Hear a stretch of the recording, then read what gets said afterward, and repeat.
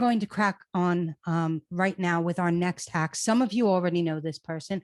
He's coming to us all the way from Oregon in America. So he's traveling through 8 time zones to be here. It's not Doctor Who.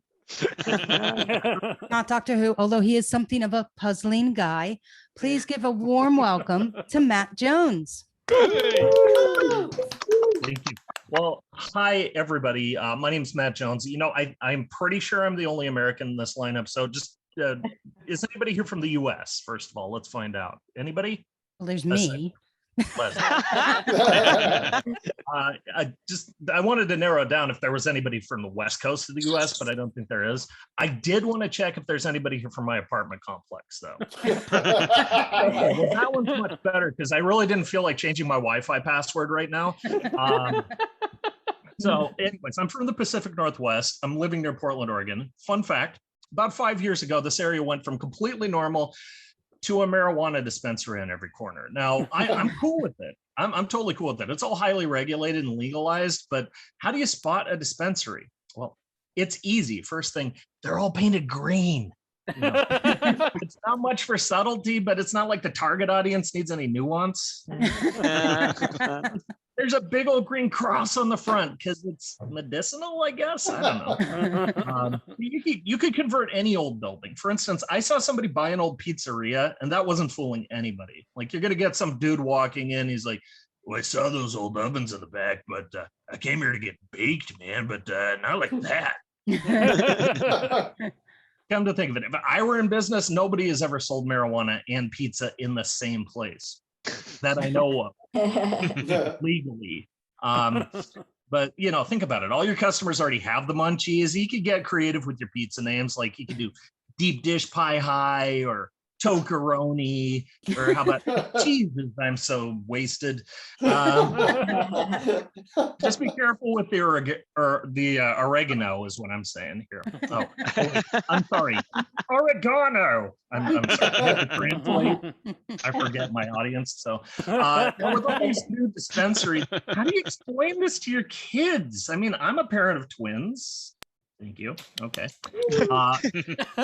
I'm driving around Washington State with my daughter. It's a bonding moment. We're coming across a billboard, and she looks out the window, and my daughter tells me, "Oh, look, Daddy, Sticky's Pot Palace. Let's go make some pottery."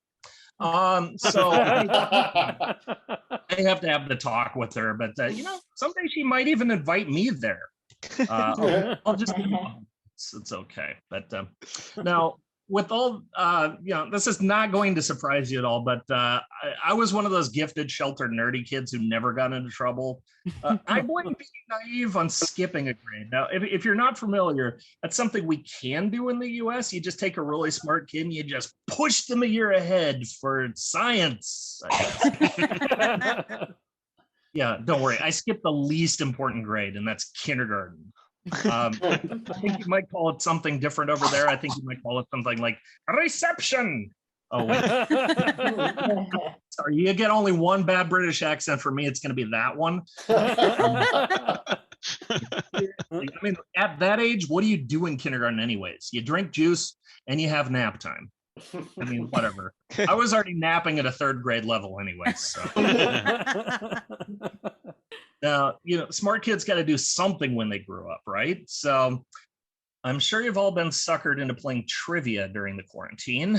And yeah, everybody has gaps in their knowledge. You know, that's okay. That's okay. My gap is sports trivia. Now, I'm convinced sports question writers, they don't know how to play nice with the other trivia writers. Like, they have their stats, and then they have more stats, and that's about it. But it's like a war of 2 vastly different styles of nerd. Like, you know, the sports question writer is going to be like, come on, can't I just put some athlete like from 1953 in a question, you know, for the youth? No, but you got anything about world capitals or Kardashians, maybe? No. Problem is, I could give that sports writer a yellow card for being unsportsmanly, but I don't even know if that's accurate. That's how bad I am at this. I don't know.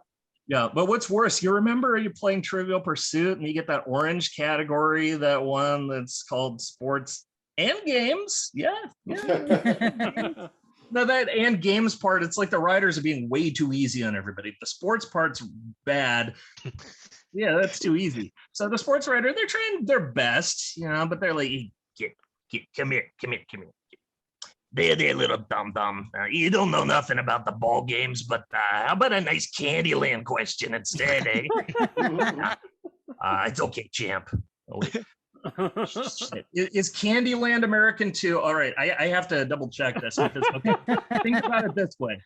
Think about that other game that you were playing when you were a kid, because I know you played different games. That one, the classic British game. You remember that one? Oh yeah, that's follow the treacle monster around the oregano patch. That one.